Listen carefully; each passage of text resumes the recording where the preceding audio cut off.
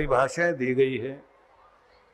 गीता में तो कहा गया योग है कर्मसु कौशलम या समत्वम योग उच्यते, संतुलन साधना योग है, बैलेंस बनाकर जीना ये योग है। बैलेंस बनाने में हमारी बहुत ऊर्जा जाती है, क्योंकि 2-2 मिनट के बाद कोई ना कोई बैलेंस बिगाड़ता ही रहता है। किसी ने कुछ बोल दिया, आपका मन का बैलेंस बिगड़ जाएगा, संतुलन बिगड़ जाएगा। क्योंकि जिंदगी एक ऐसी पगडंडी है जो पहाड़ों के बीच से गुजरती है, या कई ऐसी सड़क है जो सर्पाकार है, पहाड़ों के बीच से घूमती हुई जा रही है और थोड़ी दूर तक का ही दिखाई देता है, क्योंकि उसके आगे मोड़ आ जाता है। सावधानी बरतते हैं तो यात्रा का आनंद लीजिए, दृश्य बहुत सुंदर है, और सावधानी नहीं बरत पा रहे हैं तो लापरवाही होते ही इतनी गहरी खाई है कि फिर जीना ही जिंदगी नहीं रहेगी। इसलिए हर जगह आपको संतुलन तो चाहिए। कृष्ण भगवान ने तो योग शब्द की परिभाषा दी, संतुलन का नाम योग है। बैलेंस बनाना सीख जाओ तो योगी कहलाओगे। और बैलेंस बनाने का मतलब है कि अपने रास्ते पर चलते रहो। अपना रास्ता क्या है? शांति का रास्ता, प्रेम का रास्ता, अहिंसा का रास्ता, दया का रास्ता, करुणा का रास्ता, अपने पावनता का मार्ग, अपनी मस्ती में जीना, अपने रस में जीना, इसमें बैलेंस बनाए रखो। इस मार्ग से नहीं डिगना है आपको, लौट के वहीं आ जाओ। जैसे पानी कितना भी गर्म करें ठंडा तो होगा ही, तो ऐसे ही आपको दुनिया गर्म करे लेकिन अपना दिमाग फिर ठंडा कर लो, फिर शांत हो जाओ। लोग उदास करें, फिर से मुस्कुराहट वापस ले आओ। लोग आपको नीचा दिखाएं, फिर से अपनी हिम्मत बनाकर अपने आप को दिखाओ कि नहीं मैं कुछ हूं। घटनाएं आपकी समृद्धि छीन सकती हैं, गरीबी सामने आ सकती है, लेकिन मन को गरीब मत होने देना। लोगों की भाषा ऐसी हो सकती है कि वह आपको उस स्तर की भाषा बोलने के लिए मजबूर कर देंगे। जैसे वो गालियां दे रहे हैं, आपको भी गाली देने पे मजबूर कर देंगे। लेकिन आप कोशिश करना कि वचनों की दरिद्रता नहीं आने देना, वाणी में दरिद्रता नहीं आने देना, वाणी की दरिद्रता मत आने दो। भड़काने वाले भड़काएंगे, आग लगाएंगे, पर अपने आप को ईंधन मत बना लेना। लोग कठपुतली बनाएंगे आपको नचाने के लिए, धागे हिलाएंगे, आप नाचें, लेकिन उन धागों को तोड़ देना जो आपको नचाना चाहते हैं। जब आप अपना ये संतुलन बनाते हैं तो कृष्ण कहते हैं इसी का नाम योग है। ये योग जीवन में आ जाए तो जीवन धन्य है। तो इस पर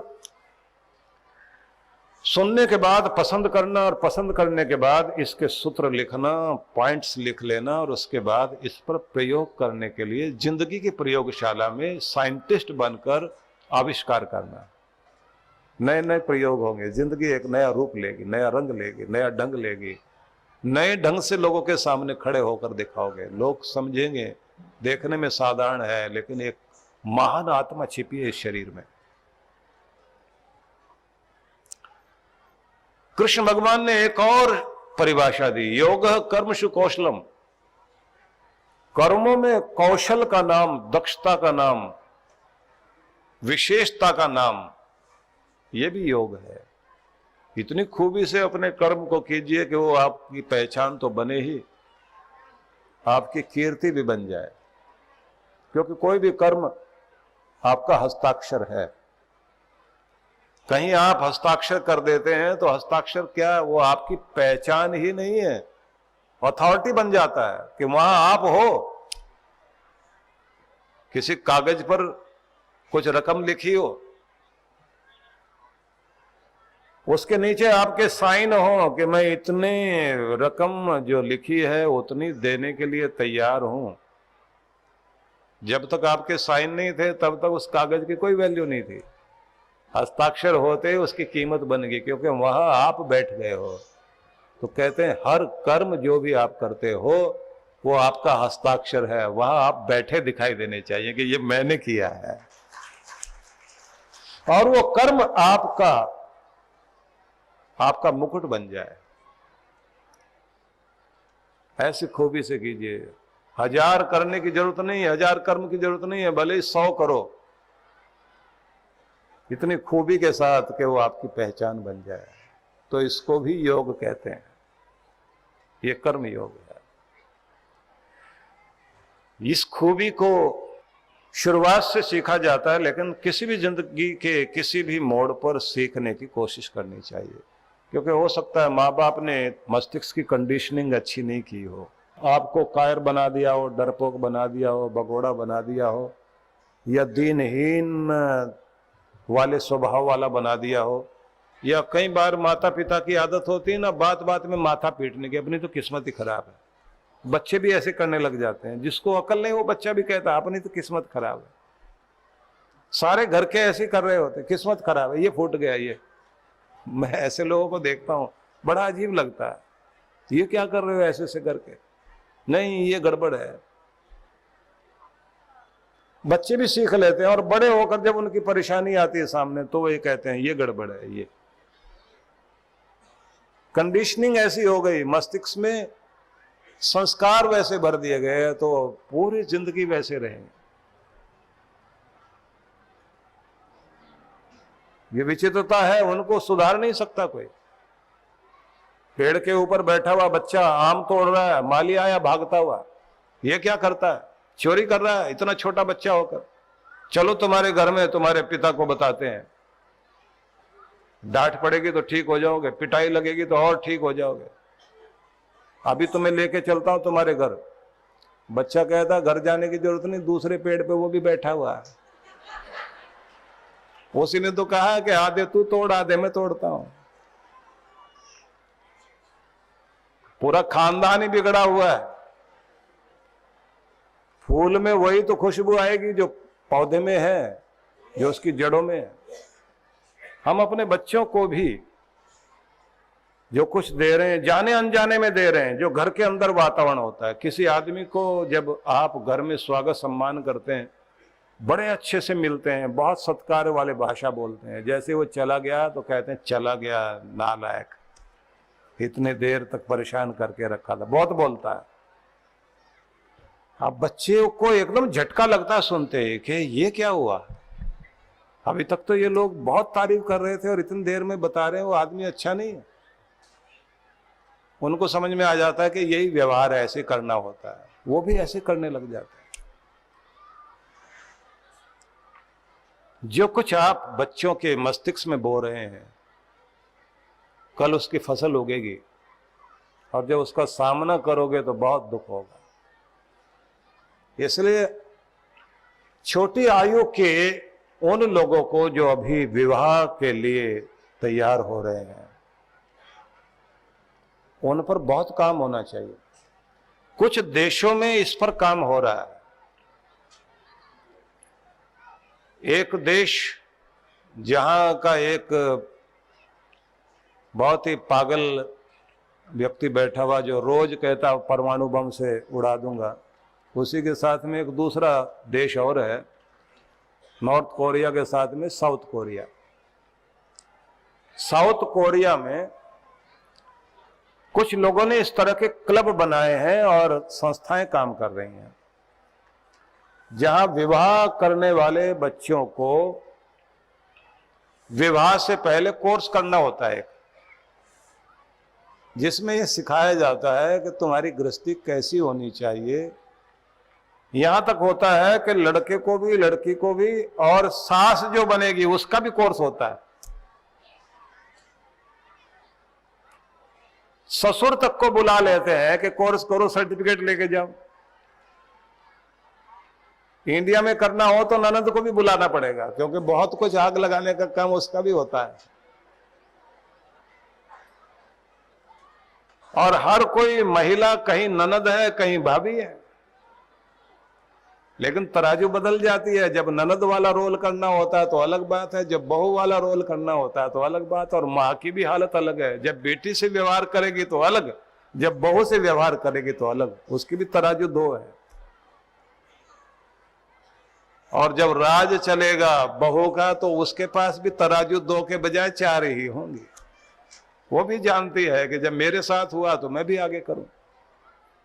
तो विषय न बदले, मैं आपको कहना चाहता हूं, जब जीवन में कर्म करने की कुशलता आती है तो इसको कृष्ण भगवान ने योग कहा, तब हमें जीना आ गया। तो अब कुछ और परिभाषाओं पर विचार करते हैं जो अपने आप में अद्भुत हैं। सर्व चिंता परित्यागो निश्चिंतो योग उच्यते। जिस समय मनुष्य सब चिंताओं का परित्याग कर देता है, उस समय उसके मन की जो व्यवस्था लय वाली होती है, लय अवस्था, तल्लीन हो जाना अपने आनंद में, तब उसे योग कहा जाता है। और हमारे बहुत सारे ऋषियों में एक ऋषि हुए हैं याज्ञवल्क्य। उनका कहना संयोगो योग इत्युक्तो जीवात परमात्मनो। जीवात्मा का परमात्मा के आनंद में संयोग हो जाने का नाम ही योग है। मतलब ये हमारी जो आत्मा है, जब परमात्मा के आनंद में डूबकर अंदर आनंद की तरंगों को उत्पन्न करते हुए पूरे शरीर को, पूरे जीवन को आनंद से भर देती है, तो माना जाता है कि अब योग हो गया है। इसी का नाम योग है। और जो रसायन शास्त्र में केमिकल कॉम्बिनेशन वगैरह 2 तरह के पदार्थों को मिलाया जाता है, उसको भी योग कहते हैं। वैदिक शास्त्र में जो औषध योजना है वो भी योग कहलाती है। कल्प योग वहां चलता है। वहां एक अलग तरह की कंपोजिशन होती है, एक कंपाउंड तैयार करना, मिश्रण तैयार करना, कौन सा घटक किसके साथ मिलाया जाए, किस बीमार को किस तरह से कौन सी चीज को दी जाए, तो उसको भी योग कहते हैं। और ज्योतिष शास्त्र में ग्रहों का जो मेल होता है उसको भी योग कहते हैं कि ये इनकी युति बन रही है। लेकिन जिस योग की बात अब हम लोग कर रहे हैं, हिसाब किताब में भी कुल योग होता है, जोड़ करना। तो तरह तरह से योग जगह जगह जुड़ा हुआ है। लेकिन जहां व्यक्ति का मन, बुद्धि, चित्त परमात्मा से जुड़ा रहे और उसके जीवन में शांति, आनंद और प्रेम, करुणा का आविर्भाव हो, वो स्थिति योग कहलाती है। इसलिए योगी व्यक्ति किस रूप में रहता है, 12वें अध्याय में कृष्ण भगवान जब ये कहते हैं, संतुष्ट सततम योगी यत्तात्मा दृढ़ निश्चय। जो सतत संतुष्ट रहता हो और धन्यवादी बनकर धन्यवाद के गीत गाए, शिकायत जीवन से हटा दे, संतुष्टि आ जाए, आभार व्यक्त करे, तो ये योगी की पहली निशानी है। तो ये बात विचारणीय है कि जीवन के प्रत्येक क्षेत्र में इस बात की कोशिश की जाए कि हम आभार व्यक्त करने वाले बने, धन्यवादी बने, शिकायती और आलोचक, निंदक स्वभाव को छोड़ते चले जाएं। इसको हम इस तरह से भी समझें, अगर जिंदगी में बहुत कुछ भरना चाहते हैं तो धन्यवादी बनाओ, बहुत कुछ मिलेगा। और अगर जिंदगी को आप दुख से भरना चाहते हैं तो शिकायती बन जाओ। प्रार्थना में भी शिकायत करो, लोगों से भी शिकायत करो, बातचीत में भी शिकायत करो, बस फिर आपकी जिंदगी में कोई भी रस नहीं रहेगा, जिंदगी ही शिकायत बन जाएगी। इससे भी बड़ी बात, किसी की समृद्धि देखकर आपके साथ वाला व्यक्ति बहुत ऊंचा उठ गया हो, अगर उसे देखकर जलना शुरू कर दिया तो जो आपके पास बाकी है वो भी खत्म होता चला जाएगा। और उसकी तारीफ मन मन में करके, इसने सच में करा कमाल है, अच्छा आदमी है, तरीका है इसके पास, चीजें मेरे पास भी है, लेकिन इसकी टेक्निक बढ़िया है, इसका कुछ तरीका अच्छा है, इससे सीखना चाहिए। आप उसके साथ उस प्रेम को जोड़ के देखिए, जो कुछ उसके पास है वो चीज आपके पास भी आनी शुरू हो जाएगी, आप भी ऊपर उठने शुरू हो जाएंगे। जलते भुनते ही आपके पास जो फूल खिलने लगा था समृद्धि का, वो मुरझाना शुरू हो जाएगा। ज्यादातर लोग अपने घरों में काम खराब कर लेते हैं, पति घर में नहीं आते, वो तो बाहर ही बाहर उनका मन लगता है, पत्नी और चेहरा बिगाड़ के बैठ जाती है, चेहरे की मुस्कुराहट खराब कर लेती है, व्यवहार खराब कर लेगी, और जब भी वो आएगा तो शिकायत करेगी, झगड़ने को तैयार, वो और बाहर रहेगा, आएगा ही नहीं। गृहिणी वो जो ग्रहण करना जानती हो, पकड़ना जानती हो, बांधना जानती हो। बांधने का यह तरीका नहीं है कि आप शिकायती हो जाओ। अपने प्रेम को, अपने अंदर की प्रफुल्लता को बाहर प्रकट होने दीजिए, अपने अंदर के उस आकर्षण को जगाइए जो घर को बांधता है। प्यार, प्रफुल्लता, प्रसन्नता ये बांधेगी। और आपकी सेवा, क्योंकि रंग रूप थोड़े दिन काम करता है, उसके बाद तो व्यवहार ही काम करता है, स्वभाव ही काम करता है। जितना सुंदर स्वभाव आपका होगा उतना ही